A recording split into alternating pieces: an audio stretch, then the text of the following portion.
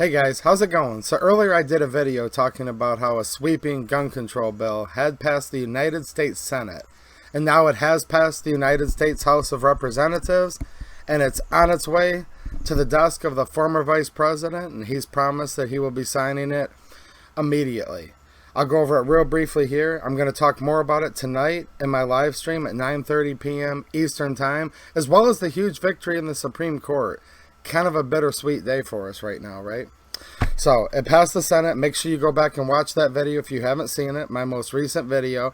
15 Republican senators crossed over with the Democrats to try to deprive you of your natural right to keep and bear arms. And there's 14 that have crossed over in the House with the Democrats that allowed this to pass. It's going to be law very soon.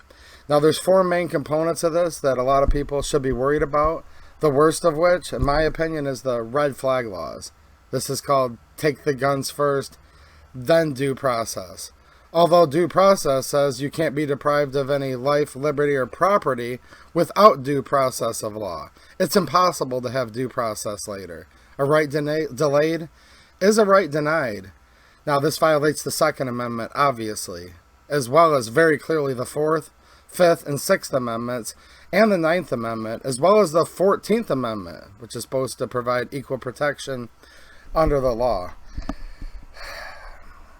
They're going to be bribing the states, trying to send them large amounts of money to enact this in as many states as possible, and it's their goal to get red flag laws in all 50 states of the United States of America. Crazy stuff. The next one's the boyfriend loophole. This is going to expand the amount of people that will be now prohibited, including ex-dating partners, people that you once cohabited with, lots and lots of people that could retroactively be put back into this, prospectively forward. It's just going to add a lot of people who committed rather low-level crimes into the prohibited person category. That's definitely a violation of the Bill of Rights as well. They're also going to create a second class of citizens, a lower class of citizens, and that would be adults between the ages of 18 and 21 years old, making them go through a more rigorous, they call it, background system, right? What's that's going to do? Make a minimum of a 3-day delay, up to 10 days, and in some cases, even longer than that. Allowing states to go back into juvenile records, which have normally been sealed, right?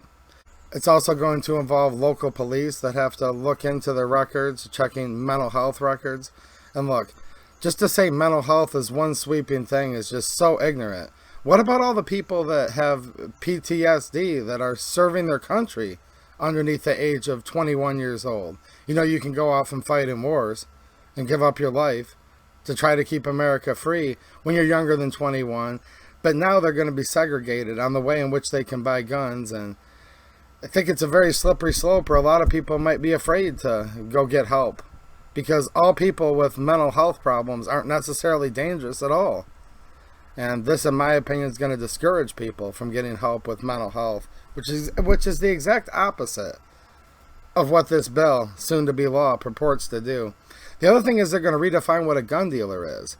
And they're going to change some key verbiage that now if you buy a gun with the intent that's predominantly for profit, you could be considered a gun dealer and be required to have an FFL. And of course, if you don't have that, it would be considered a felony for you to sell a gun without that license. Now, hold on a minute. How many people buy a gun trying to lose money on it? Not anyone I know of, especially, like I said in the last video, people that buy Serps, knowing they're buying it just to enjoy it and for their collection, but for when they want to sell it eventually, right? Most people know these tend to go up in value. So there's a new element there that could make a lot of people considered gun dealers that, in my opinion, aren't trying to earn their livelihood from it at all. We're just talking about people with regular jobs that work somewhere else to make a living. They collect, and yes, of course, they want their firearms to appreciate in value as an investment for themselves, or they have bills that are due and need to sell one, right? So, lots to this. Now, there's a couple things that I'm all for, but it's the federal government, and they mismanage everything they do and turn anything that could be halfway good usually into a disaster, where they're going to waste a bunch of money. And this is with school security, beefing it up, and mental health. Yes, I want to beef up school security. The only thing that can stop a bad guy with a gun is a good guy with a gun. And we've seen that happen so many times before. The government managing it, the federal government, I don't know about that. Mental health, a very, very important issue in this country. Probably the essence of what causes almost all of these problems that we have. Again, I'm all for it. I'm all for mental health. You all need to take care of your own mental health and look out for your loved ones who may be struggling with it. But in my opinion, this is going to make people where they're less likely to seek treatment because they don't want to be added on lists and they don't want to have delays and they don't want to possibly become prohibited. Again, mental health, very important. I don't see the federal government doing a good job at much of anything anymore, especially with this. All right, well, it's headed to the former vice president's desk. Here's the 14 Republicans that signed on to this. This passed the House, 234 to 193. Now, you need to hold all of the Democrats accountable at the polls, obviously. Especially these Republicans. It's called primaries, guys. I know not many people vote in primaries. It's like, whatever. No, this is actually where you can separate that two sides of the same coin, where it's lesser of two evils. There's lots of good people that run in primaries that just get ignored. You guys need to vet your candidates and hopefully encourage primaries in all of these House districts. So here's the 14 House Republicans. Go back and watch my previous video for the 15 senators. Don't forget these names. The House people are obviously up for re-election every 2 years. The senators every 6 years. Wait till it's their time to run again. Put in a good candidate. Look up your good candidates. Primary them. That's how we need to defeat these rhinos.